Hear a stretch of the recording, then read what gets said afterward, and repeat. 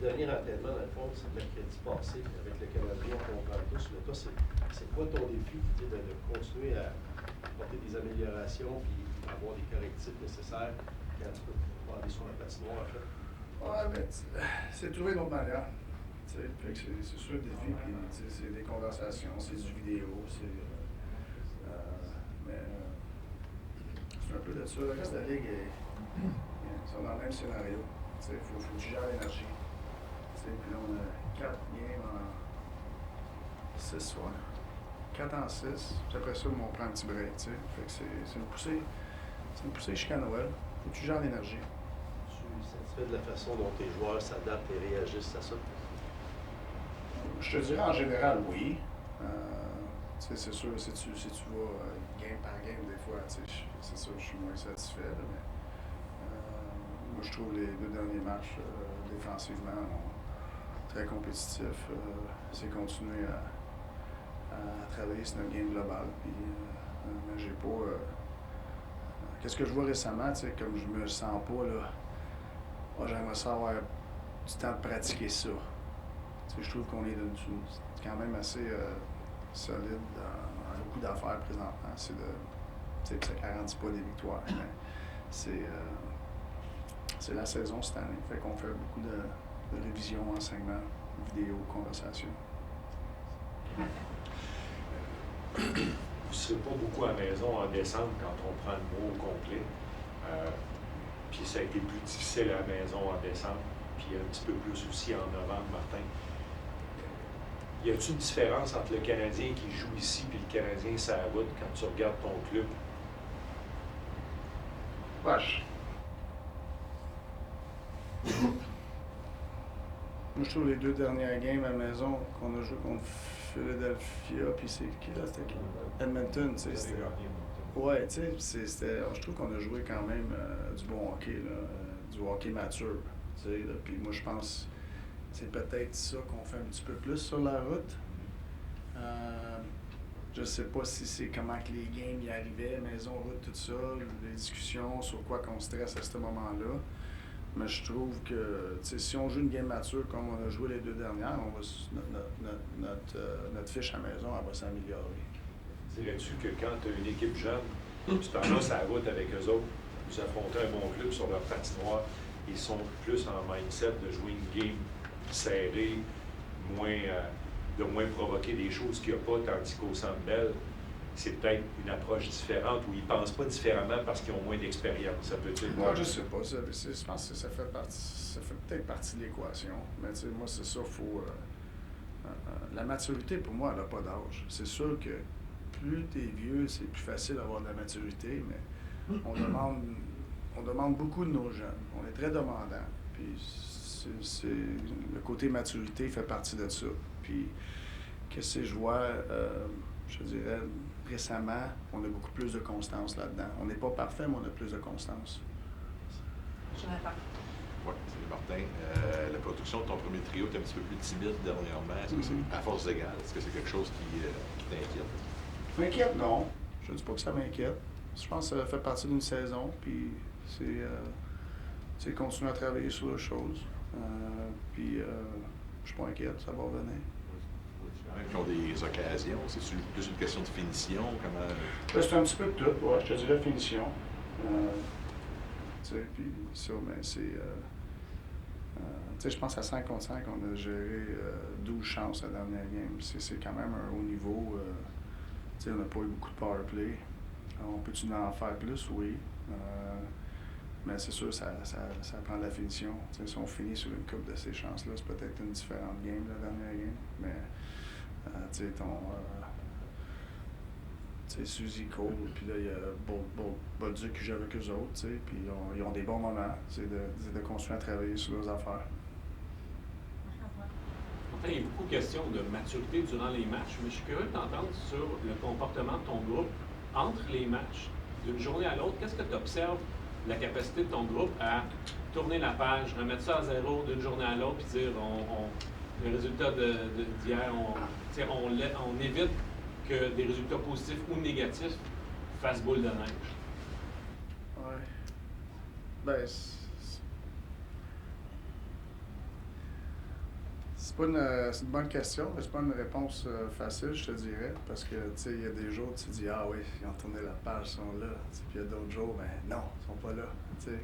Mais c'est d'aller chier beaucoup plus de journées qu'à tourner la page, puis à tous les jours, il faut que tu recommences. T'sais, ça te dérange pas comment bien que tu as joué, tu sais, puis c'est ça, il faut que tu restes vraiment focusé sur le processus avec tes standards, beaucoup plus que le résultat. Tu sais, Pittsburgh, j'ai aimé le résultat. Une grosse partie de la game, il y avait des moments où on commençait à se tirer dans le pied un petit peu, tu sais. Puis, on a vu la game à New York. On a eu des bons moments, on a eu des moments où on s'est fait mal. Puis là, tu reviens de là, puis tu joues comme à Edmonton, dans une game la plus mature qu'on a jouée. Fait qu'on est-tu capable de rester dans ce mindset-là? T'sais? Puis je trouve qu'on a fait ça contre Philadelphie. On s'est pas tiré dans le pied, c'est sûr. On a fait un petit peu de mauvais bon, le troisième but et tout. C'est sûr, c'est une erreur, mais c'est pas comme si on a fait une mauvaise décision à la ligne bleue. Fait que c'est un défi. Je pense que chaque individu, mais le défi est différent. C'est sûr, il y a beaucoup de... le temps des fêtes, il arrive, il y a beaucoup de distractions.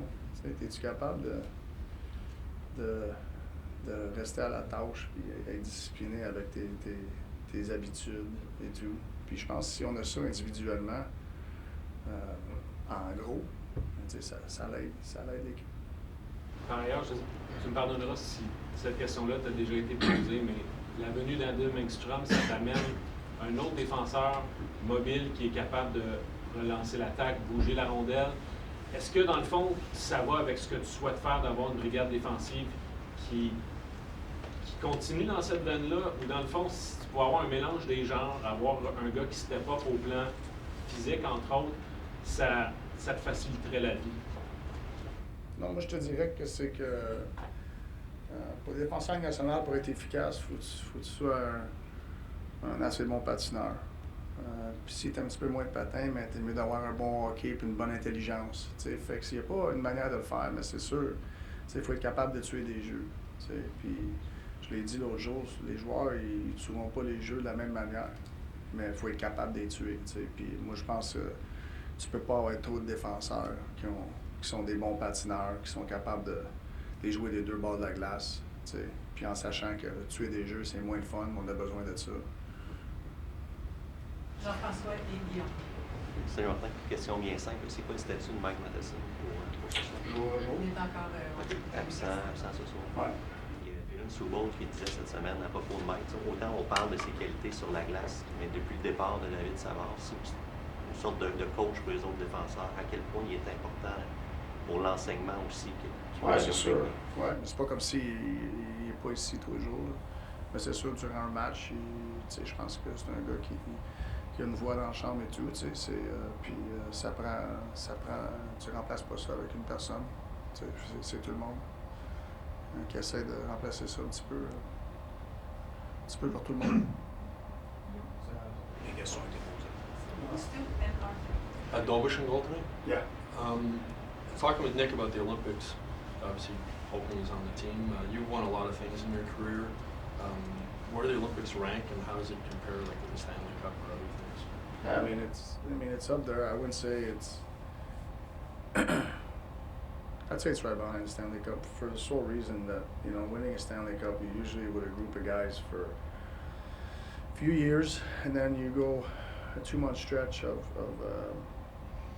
a grind, and guys are playing hurt, and so I would say the Stanley Cup for me, it's one. The Olympic, it's special. Like it's world stage, and you represent your country. It's up there, but I would say I'd still hold the Stanley Cup in front of it. I know you were upset there was one time you weren't named to the team originally. What's your best advice to Nick, like leading up to that, with there's either the high of making the team or the low of not making the team? Just control what you can. At the end of the day, there's a lot of good players that don't make this team. And it's not because they can't play there. It's just, people make decisions that, they're out of your control at that point in time. You can control everything you can up to now, like on the ice. After that, it's out of your hands. Well, just quickly, I think right around the 4-week mark for Kirby. Is there there any chance we're going to see him soon, or? Chance, or what is soon? Before Christmas, let's say. I would say no. By Boston. I would say no. Okay. I've heard you said a lot after the game. You just mentioned it before, like the couple of bad bounces. How do you differentiate between? Because I could say, I mean, I think on the first goal, or was it the second goal? I can't remember. On the first goal, Nick tries to make that pass at the blue line. It gets turned over. It comes back the other way. You seem to see that as a bounce. Like, how do you distinguish a bad decision versus a bounce? Yeah, I mean, Susie gets the puck on his back end with a bouncing puck. Could he have done something better there? Yes, but we still had all our numbers above that. It was a 3-on-4, and the guy tried to make a pass lateral but forward, and it was going to miss everybody and probably go to the hash mark, and it hits the linesman's skate. And now Couturier skates right into it. If it doesn't hit the linesman's skate, there's no goal. Okay? But could we have done a better job after it hit the linesman's skate? Absolutely.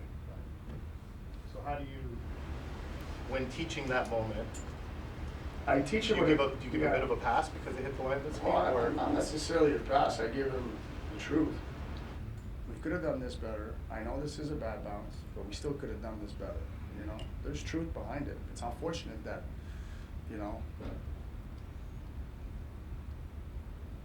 that we let that goal go in no matter what. Like we were there. We could have done a better job for sure. But I think having that bounce, it kind of disrupted everybody. Do you know what I mean?